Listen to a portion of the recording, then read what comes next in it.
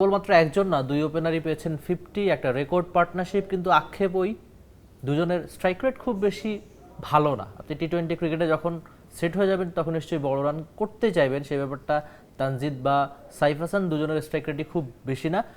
টসের সময় জিম্বাবুয়ের ক্যাপ্টেন সিকান্দার রাজা বলেছিল যে তিনি তাদের ফিল্ডিং নিয়ে খুব বেশি খুশি। বিশেষ করে প্রথম ম্যাচে আমরা দেখেছি যে প্রত্যেক জিম্বাবুয়ের ফিল্ডার খুব ভালো ফিল্ডিংটা করেছিলেন, কিন্তু আজকে তার ঠিক উল্টো চিত্র। ম্যাচের যখন প্রথম 30 মিনিট বা পাওয়ার প্লের মধ্যেই তিনটা ক্যাচ সাইফ হাসানের মিস করেছিল জিম্বাবুয়ের ফিল্ডাররা, কিন্তু শেষ পর্যন্ত কি সাইফ সেট হয়েছে নামের সঙ্গে 50, ছক্কা, 4 সব কিছুই ঠিক আছে, কিন্তু যে স্ট্রাইক রেট একদমই অনেকটা টি-20 সুলভ না, যেটা আপনি বলতেই যাবেন। বিশেষ করে শুরুর দিকে অনেকখানি ভুগতে হয়েছে সাইফ হাসানকে। তবে স্বস্তিদায়ক একটা পার্টনারশিপ বাংলাদেশ পেয়েছে বটে, যেটা অবশ্যই পরের দিকে ব্যাটাররা হয়তো কাজে লাগাতে পারেনি। আক্ষেপ সাইফের ইনিংসের একদম শুরু থেকেই ছিল। তিনি অ্যাটাকিং ক্রিকেট হয়তো প্রথম ওভারে 2টো বাউন্ডারি পেয়েছেন বটে, কিন্তু শেষ পর্যন্ত ভালো শেষ করতে না পারার একটা আক্ষেপ বাংলাদেশি ব্যাটারদের রয়েছে।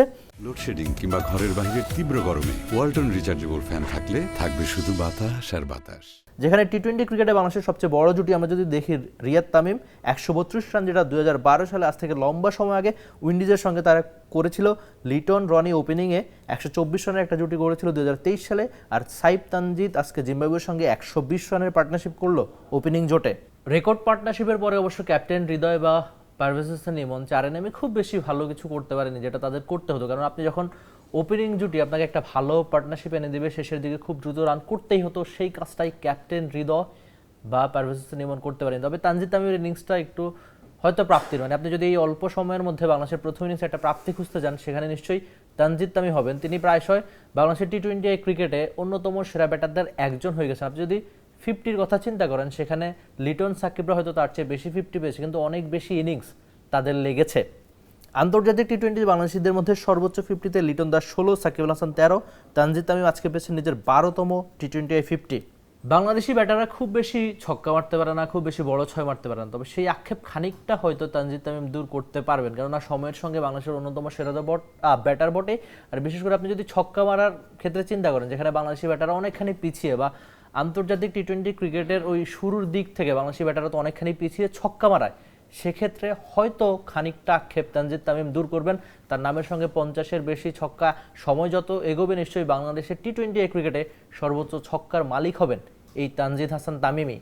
আন্তর্জাতিক টি-20তে বাংলাদেশিদের মধ্যে সবচেয়ে বেশি ছক্কা লিটনের 83, মাহমুদুল্লাহ রিয়াদের 77, তানজিদ তামিম 55, সৌম্য সরকারকে স্পর্শ করেছেন এই ওপেনার। সাইফ হাসানের 122 স্ট্রাইক রেট আর তানজিদ তামিমের 131 স্ট্রাইক রেট। দিন শেষে ওই রেকর্ড পার্টনারশিপ হোক বা ওপেনারদের লম্বা সময় পর রানে পাওয়া, কিন্তু ওই যে শেষে আক্ষেপ বাংলাদেশ রানটা আর একটু বড় করতে পারলো না। তা না হলে আর আজকের এই ম্যাচটা আপনাকে জিততেই হবে। সিরিজে যদি বাংলাদেশ টিকে থাকতে হয়, এর আগে টেস্টে বাংলাদেশের একদম আক্ষেপের আর ওয়ানডেতে ভরাডুবি সব কিছু মিলিয়ে সিরিজে টিকে থাকতে হলে 2 নম্বর টি-20 ম্যাচ অবশ্যই আপনাকে জিততেই হবে। দেখা যাক বাংলাদেশের বোলিং ইউনিট কতখানি কি করতে পারে। For more updates, subscribe to our YouTube channel and click on the bell icon. Follow us on Facebook and Instagram.